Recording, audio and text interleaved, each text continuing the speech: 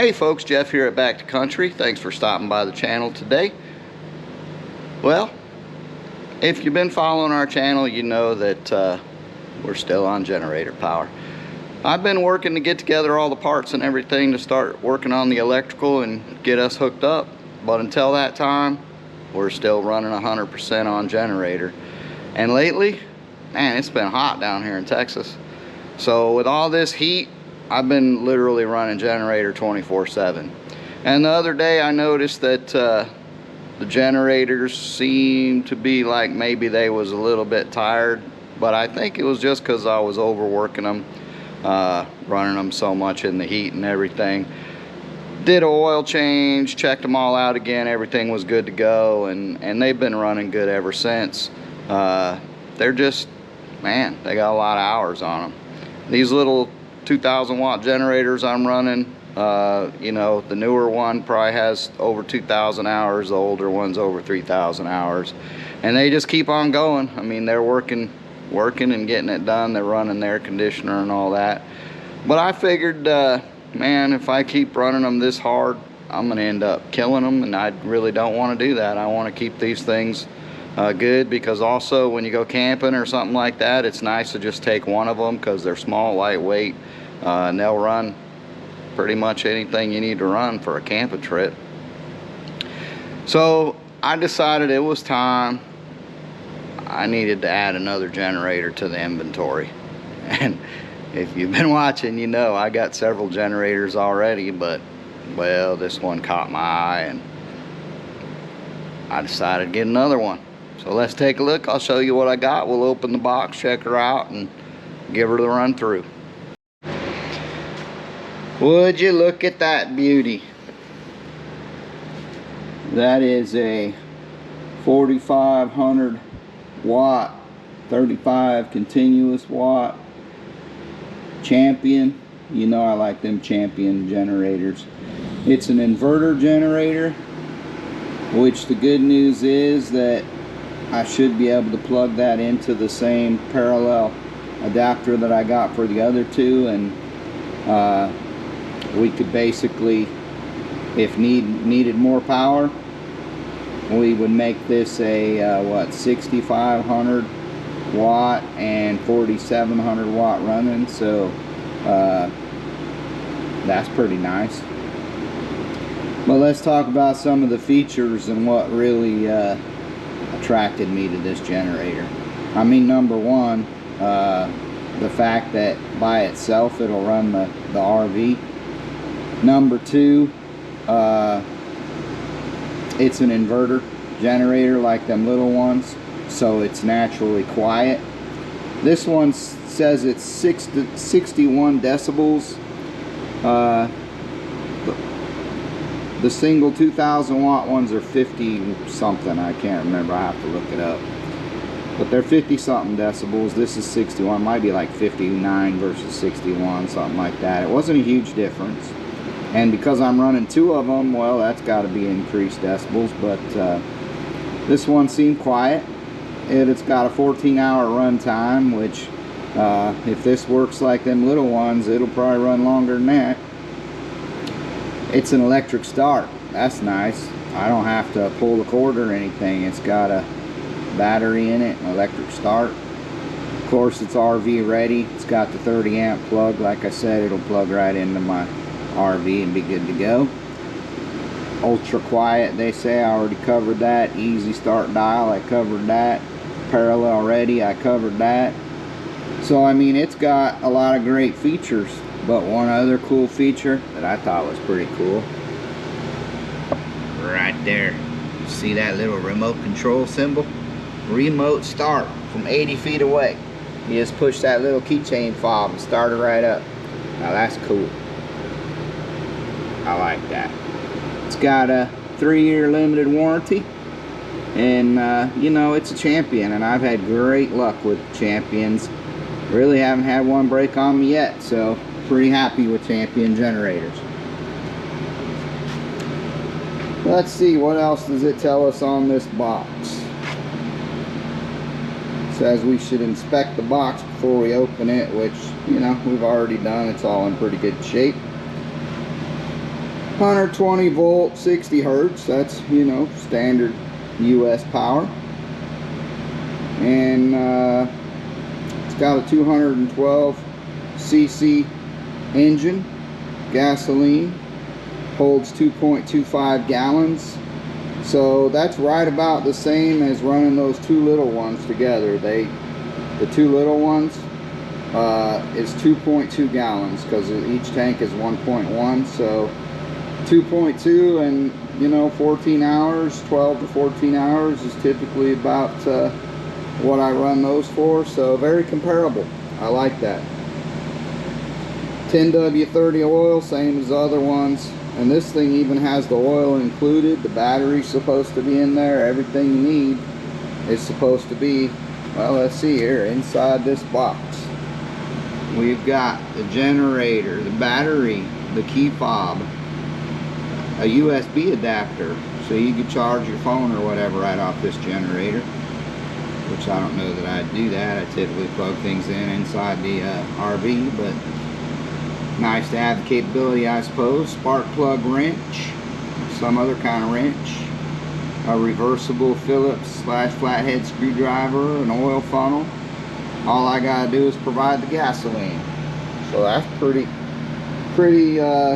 inclusive inventory there, that all I gotta provide is the gasoline, because most of them you gotta provide the oil as well. A lot of these that have electronic start, you've got to provide the battery. So this is a pretty good deal that everything's included. Now the bad news is it was about $800, so it wasn't cheap. Now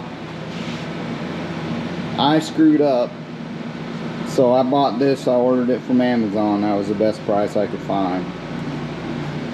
And they had this thing on sale during their Amazon days for I think it was right around $700, maybe $710.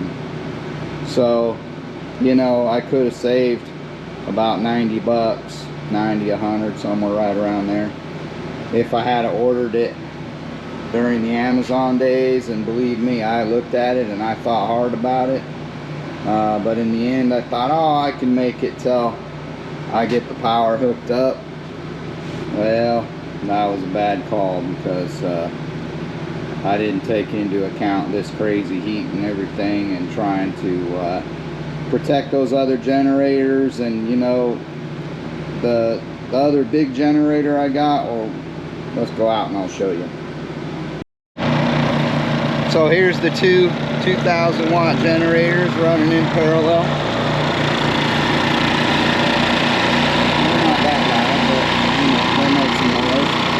And then there's this baby. So this generator here is not a inverter generator.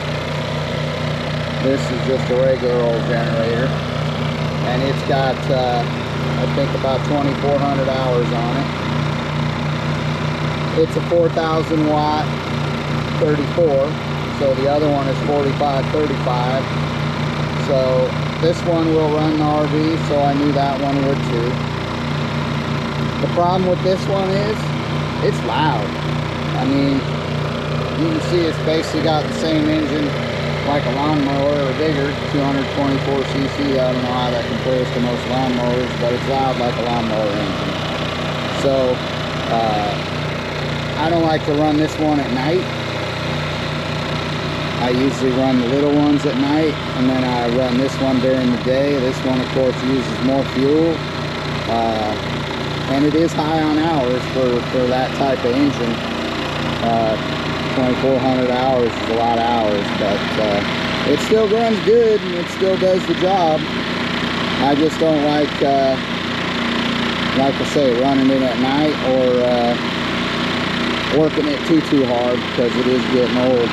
But these are getting old too, so it's nice to now have another generator that, you know, is newer and hopefully going to be just as efficient as these little ones. So let's get that box open and check it out. First thing we got to do, of course, is cut the tape, get into it.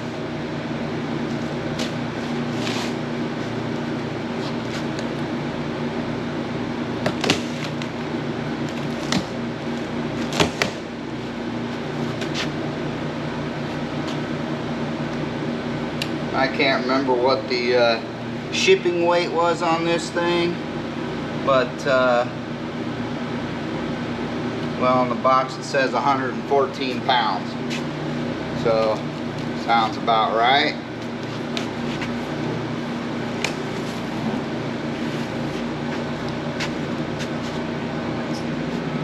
So when we open the box up, right on top we got our information packet, instructions. Oh, I get a free t-shirt. I already did that once. Got Lorena a nice champion shirt. I don't wear much t-shirts, but Lorena likes them.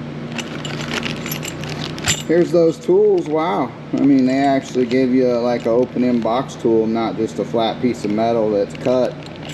The spark plug wrench, you know, has your crossbar and it's a long deal, which is pretty standard for these. The screwdriver is decent, and that's that USB plug. So you know, they didn't go junky. They could have definitely gone junky. And this is manufactured in Vietnam, not China. I don't know if that makes it better or not, but I'll tell you, like I say, I've had nothing but great experience with all my champion generators, and customer support whenever I call to order parts or whatever is always excellent. Okay, so here's the key fob. It looks like it's got a on button and probably an off button. Not much to it, but that's nice. Everything appears to be packed well. Some high quality foam. Here's our standard funnel for changing the oil. That's a plus. And we can see our generators in there. Here's our oil. We're gonna have to cut that out. So they strap that in. So I mean, that's a good packing. Done quality. They could have just thrown that in there, but by putting that strap around it, it travels better, I'm sure. And it's the little things that make a difference, right? Well, let's see what kind of oil they gave us. Obviously, we know it's 10W30. 10W30 engine oil, specially formulated for all 4-cycle air-cooled gasoline engines. Okay, so it doesn't say anything about being synthetic. I typically put synthetic in mine, so we'll see if we're going to use this or not. We might use it for the first you know, break-in period, which we'll have to read the book to see what the break-in on this is. It's usually somewhere around 10 hours up to about 50 hours, in that range. Okay, so notice, remove bolts and nuts before adding oil or gasoline. Okay, so it's got some packing nuts and stuff that we'll have to check out. Oh wow, it's got a nice gas gauge on the top. So that's good. Another notice telling you to remove all that. So let me set this camera down and let's see about getting this thing out of there, because it's probably 100 pounds. I'm not going to be able to do that with one hand. Maybe when I was younger I could have, but not anymore.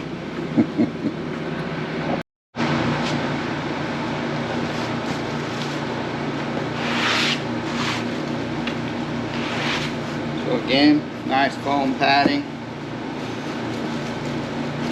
Everything seems to be packed very well. And this is soft foam, that's not that hard styrofoam. So, you know, that should be even better for, I guess, protecting it or whatever. Now let me see about ripping this out of here. Well, that wasn't bad at all, actually.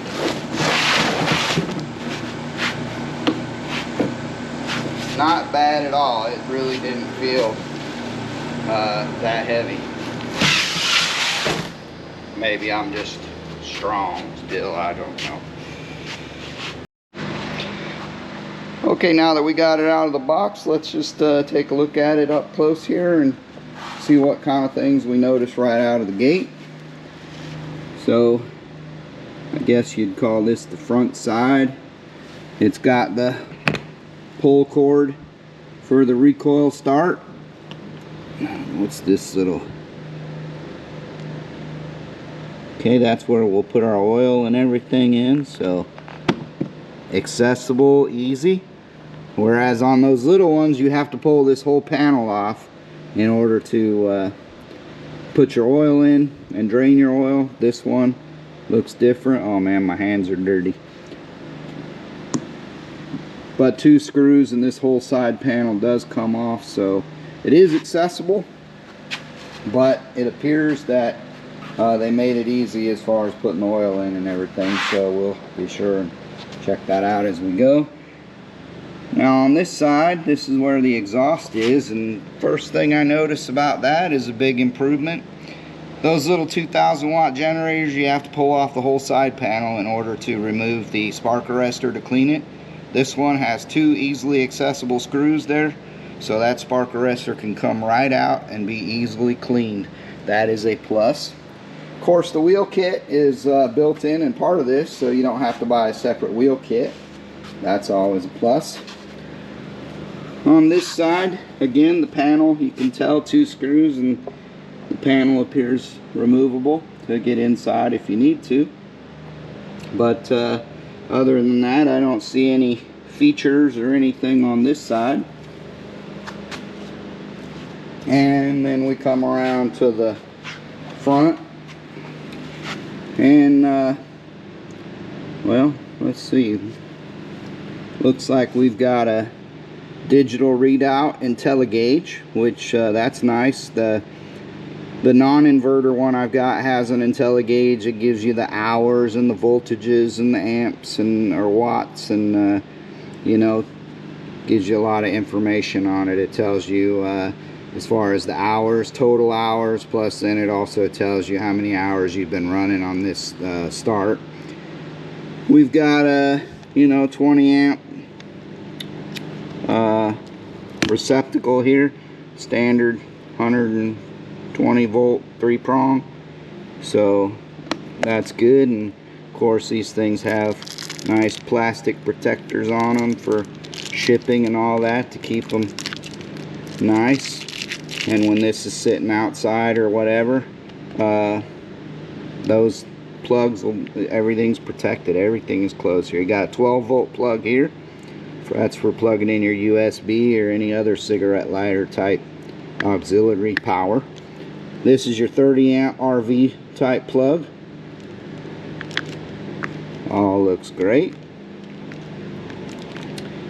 Of course, your resettable fuses, and you know, those all have plastic weather covers on them. Here's an 8 amp resettable fuse for your 12 volt. Now this switch here, on or off, turns your battery power on or off.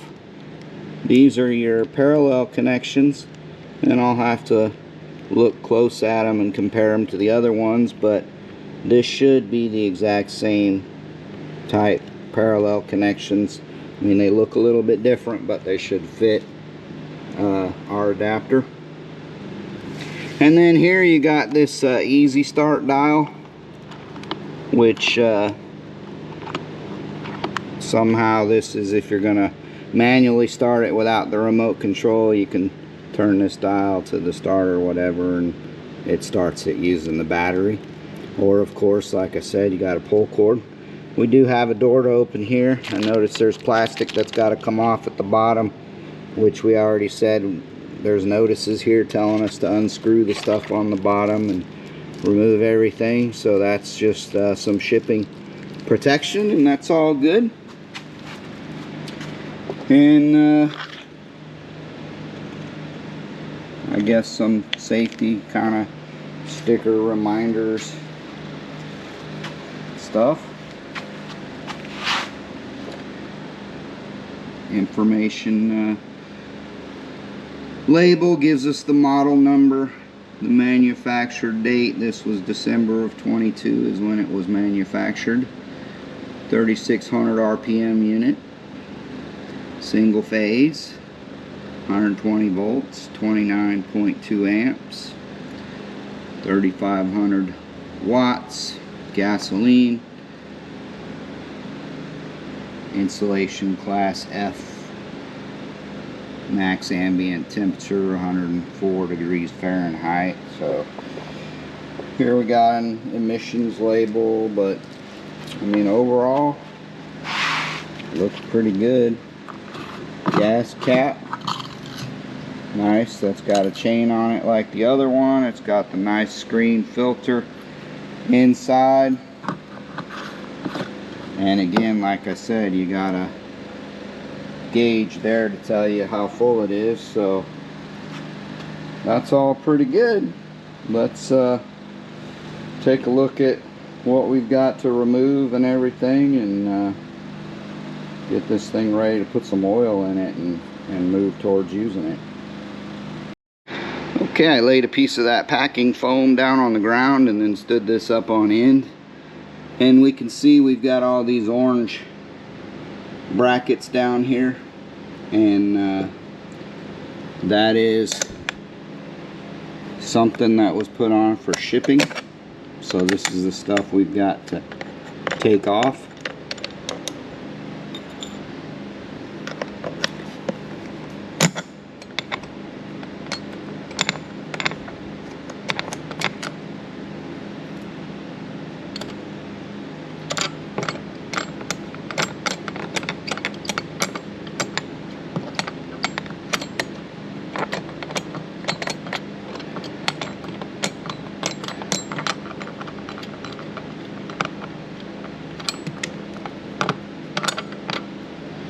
Now what it doesn't tell us is whether we're supposed to put a bolt back on any of this stuff, or if we just pull it off and that's all there is to it. So I'll probably look in the book and see if there's any further information on whether or not we're supposed to put anything back on, or just take all this off and we're good to go. The notices and everything just talk about removing it, so hopefully it's as simple as that. You just remove it, because if we're supposed to put it back on, then those instructions need to be better. And based on the quality of the Champion product, I'm guessing that it's not going to be confusing. And so when they say remove it, that's all there is to it. Remove it.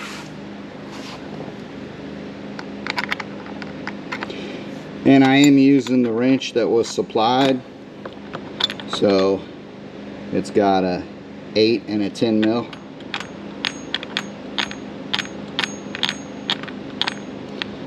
So we know what the 10 millimeters for, taking all this stuff off. So there's our pile of parts. Some nuts and bolts. These are solid. Of course, you can see these bolts here are visible. Those obviously are the motor mounts. So as far as what those other shipping pieces were for, what they did, I have no idea. But since that's solid, I don't know why we would need to put anything back on there. Now we do have some plastic here, so we're going to have to do something about this and figure that out, so that probably do whatever we got to do to take. Okay, that's just plastic to protect it. Ah, I see. I think this is a handle. There we go.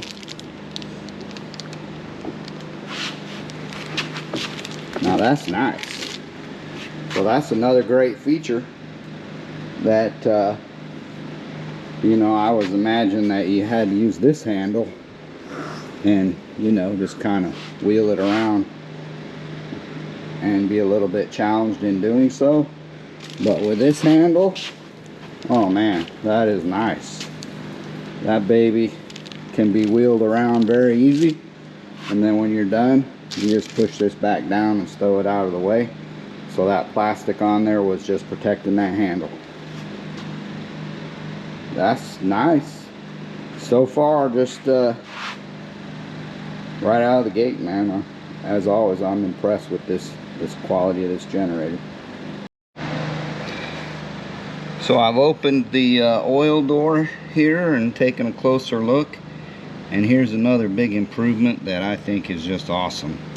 So this right here, they've put an actual hose and a drain, so you can pull your cap off and drain your oil into a pan, whereas on that other open frame standard generator, you know, there's just a plug in the side of the block here, so you basically have to set your generator on top of your oil pan, and you know, it's just challenging to do it, and it always makes a mess. So this one, because it's all inside of the enclosed area, you know, they put a nice drain there, and then you just fold it back out of the way and you're good to go. Of course, here's your fill plug and your place to check your oil level. So yeah, another great feature. Alright, so I checked out the instruction book and verified all of those packing spacers, they call them, nuts and bolts, can be discarded, so you do not put them back on. That's easy enough. So the next thing we're going to do is we're going to go ahead and put the oil in this thing. So the first break-in period is 5 hours. So we're going to go ahead and use the factory oil, run it for 5 hours, and then we're going to dump that oil, and then we'll go ahead and use our synthetic after that.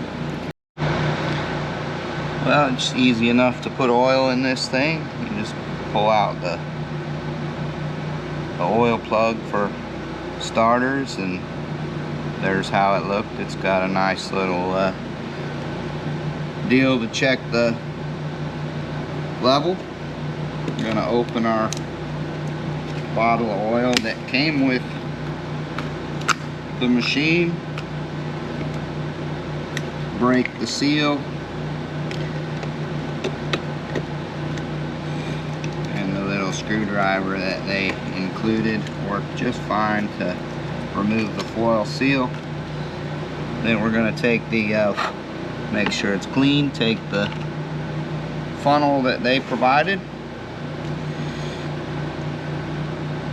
and we're going to pour that oil in.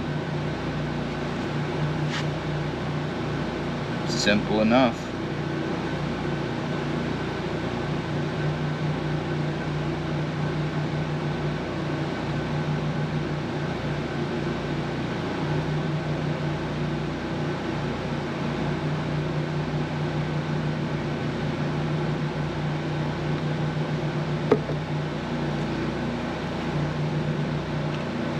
Of course, we're assuming that they gave us just the right amount of oil.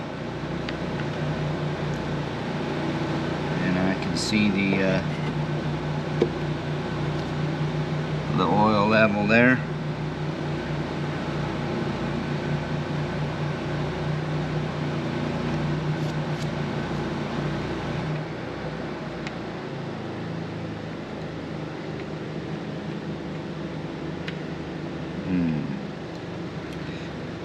Getting these threads on.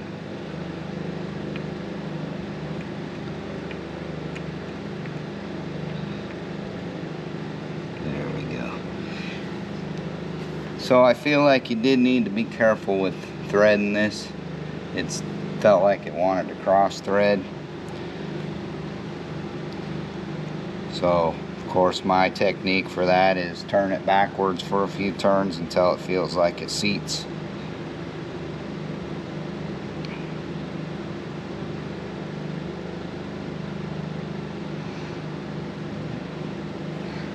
Seems to be the right level.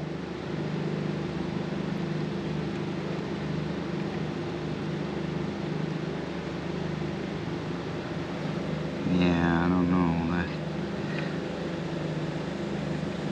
That seems dangerous.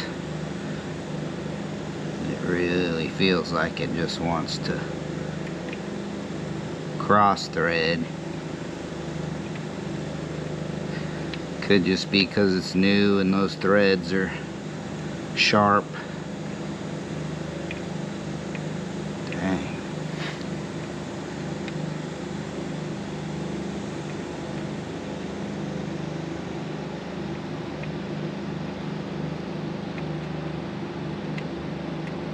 Yeah, I'm not liking that. Not liking that a bit.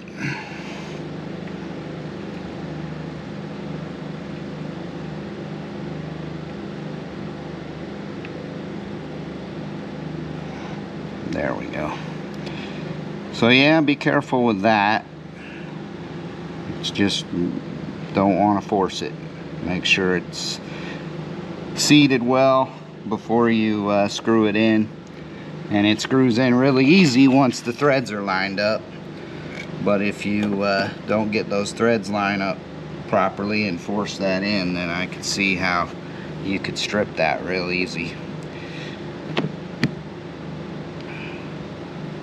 Okay, so we've got oil in it. We've got our parts out of it, our shipping locks or whatever, spacers. The next thing we need to do is get to the battery, because we've got to connect the battery. And so I think to do that, we need to remove the side panel. Now this screwdriver that they provided, it's flat on one end, it flips. That's a nice quality screwdriver that they provided. I like it. So there are two Phillips head screws that hold this side panel on. I'm not positive that this is the way to do it, but I think it's the way to do it.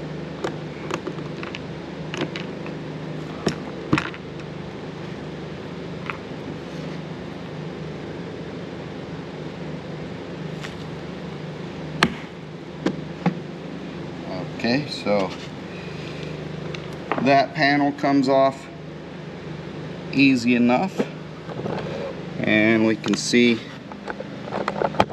inside the engine compartment here. So this right here must be something to do with the choke. I mean, that looks like choke symbols to me, but that's weird. Valve cover, of course, carburetor, air cleaner. So everything's spark plugs there. So it's, you know, pretty easily accessible. And if we come down here, this is our battery cables. So what we need to do is cut this little zip tie here, and then these two ends are going to plug together. And that's how we hook our battery up. Seems easy enough. It is easy enough, but it does require two hands. I definitely didn't want to try that one-handed. And you want to be very careful with your knife or whatever you're using to cut this zip tie, because you obviously don't want to cut yourself or any of these wires, and this thing is on here tight. What I'm trying to do is get my knife right under it and there, go away from it so that I'm not cutting towards the wires or myself, of course. So it took a couple attempts to cut that because it wasn't a flimsy zip tie. So these have nice protective covers on them, probably to keep it from shorting out or whatever, and we'll plug this right together, and it's as simple as that. Once you've plugged it back together, then just tuck your wires back in there, and that's all there is to hooking up the battery. Then we'll go ahead and put our side panel back on.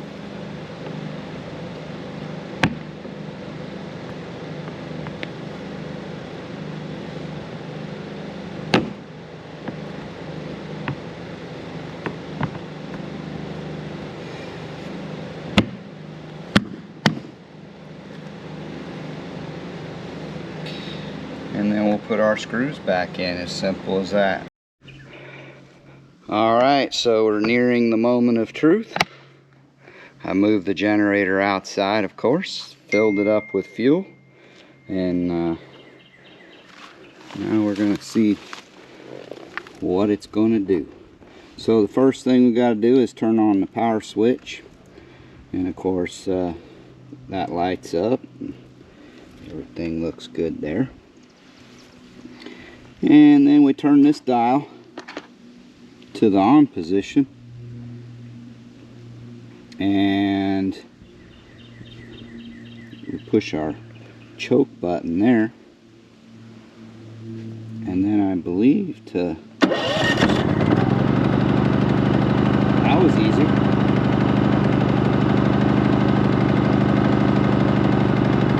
Push the choke again to turn it off.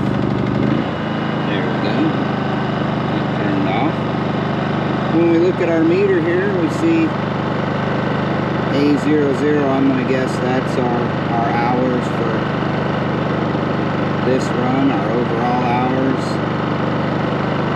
That's our voltage, 121, 122 volts, right in that range, 60 hertz. Pull right out of the gate, man, it is quiet. It even sounds quieter than running those two together, so that's a plus. Let's see what when we turn off the eco. So that's running at normal speed.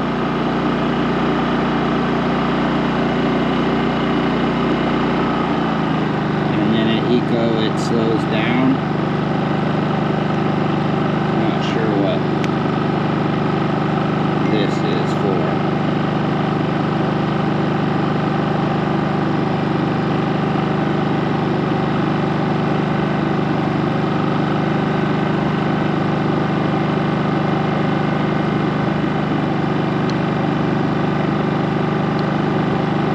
Stop it, turn it off like that. Let's see, to start it manually we do the same thing, turn it to start mode, but instead of pushing the start button we'll have to pull the cord on the side. Now since I was just running, I'm not going to choke it, but maybe I should have. Alright, let's try it with the choke then.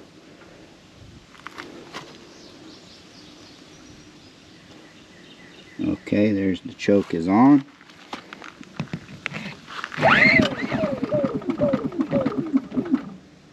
It's trying. Turn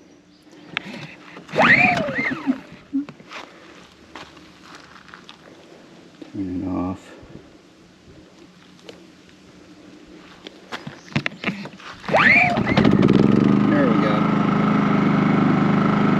And this is the first time it's ever run, so I'm sure that'll work out better. Oh look, I scratched it. First scratch. It's Okay, I spilled gas on it too.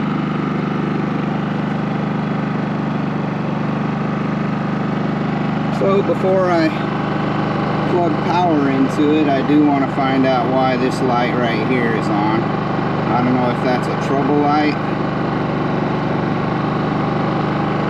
or what, but it doesn't go out, so I'm going to look that up before I hook it up and, you know, run anything on it. So I'm going to shut that down and look up what that symbol is and then come right back. Alright, so that was the overload reset button. So I'm assuming that it's green because it's good to go. I imagine that when you overload it, it'll turn red or go out or something, and then you can push that button to reset it. So the one thing we haven't done is tried this remote yet. So again, turn the dial to run, switch is on, and now we should be able to push this button.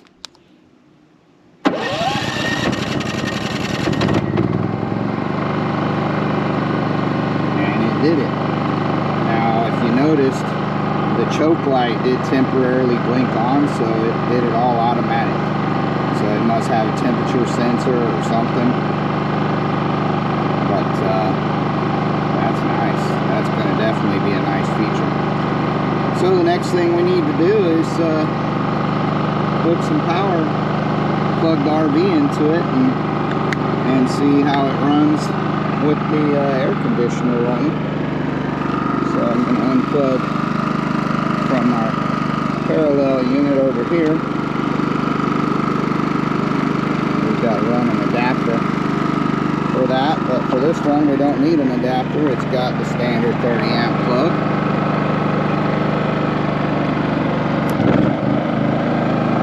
And there we go. Now let's see what it says here.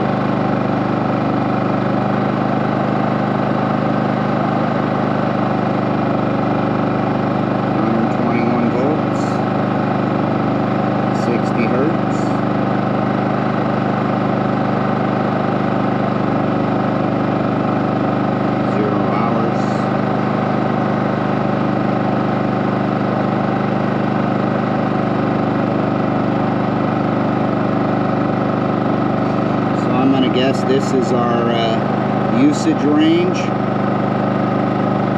So instead of telling us how many amps or percentage that we're using on this gauge, it just gives you lights. Obviously, if you get up to 100%, you're in the red zone. If you go over, it's going to default or pop a breaker. So we're not even using 50%. Of course, I'm not sure if the air conditioner is running this second or not. We'll take a look.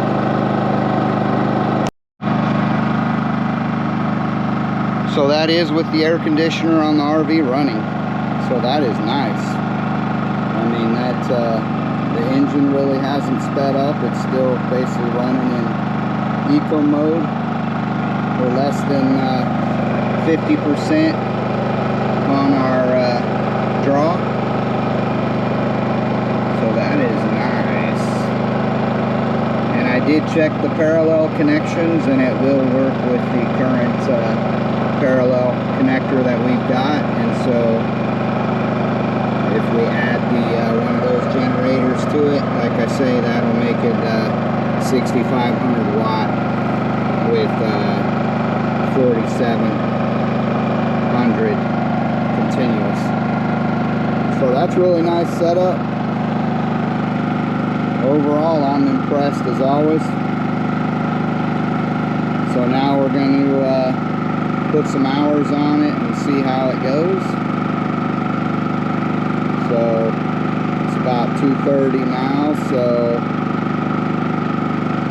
I guess about 7:30 this evening we'll have to shut it down so we can do an oil change.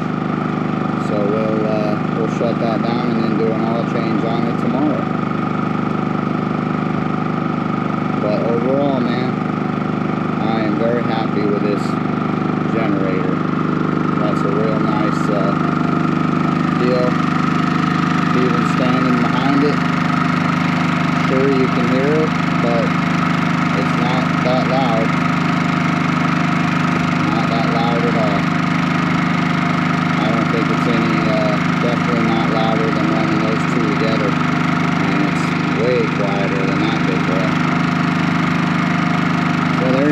folks. That's my unboxing initial impression of the Champion wireless remote start 4500 watt generator.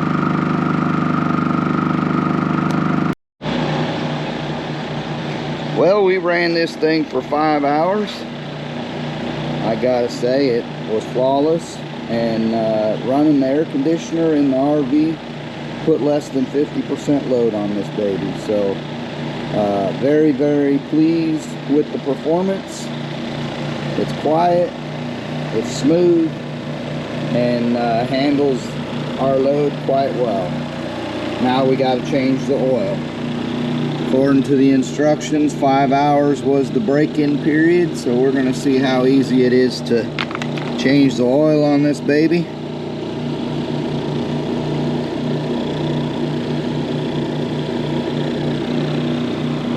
So that hose is maybe a little bit shorter than I would prefer, but we can make do. It may have to kind of drain over the side here.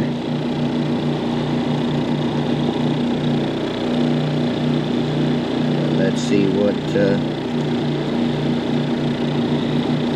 it does. Well, it's draining, and the oil looks pretty clean. Of course, 5 hours, what do you expect?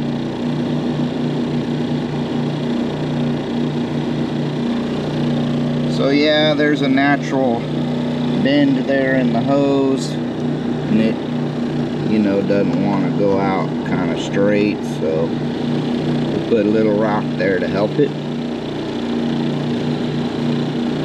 There. And then we just let it drain, and of course, you know, it's gonna drain pretty slow. Maybe if we open the fill plug and let some air in behind it, that might help. We'll see here. So it's open.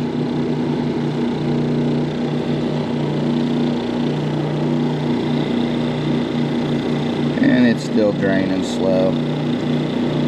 That's okay. We're not in a hurry. We'll just let her drain. As always, folks, we appreciate you watching our videos. If you haven't done so already, don't forget to like, subscribe, hit the bell, share the video out, all that kind of stuff. We appreciate you. That's how you help our channel, and it's absolutely free. Till the next one, take care. God bless. We'll see you on the next one.